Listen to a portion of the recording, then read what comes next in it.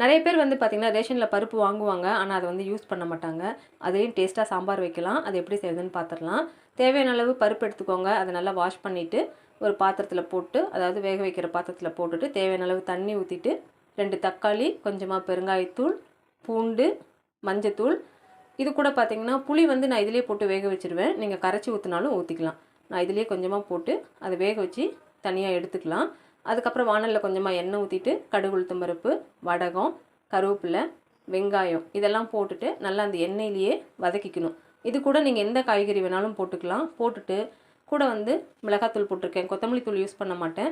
நீங்கள் வந்துட்டு சாம்பார் தூள் போடுறதா இருந்தால் கூட போட்டுக்கலாம். போட்டுட்டு நல்லா 2 கலர் கிளறிட்டு கொஞ்சமாக தண்ணி ஊற்றி வேக வச்சுருங்க. அதுக்கப்புறம் நம்ம வெந்த பருப்பை அதில் கடைஞ்சி ஊற்றிட்டு தேவையான அளவு உப்பு, கொத்தமல்லி தழை நல்லா போட்டுட்டு கொஞ்சம் நேரத்துக்கு இந்த காய் வேகிற அளவுக்கும் கொதிக்க வச்சு இறக்குனீங்க அப்படின்னா ரொம்ப அட்டகாசமான டேஸ்டான சாம்பார் ரெடி.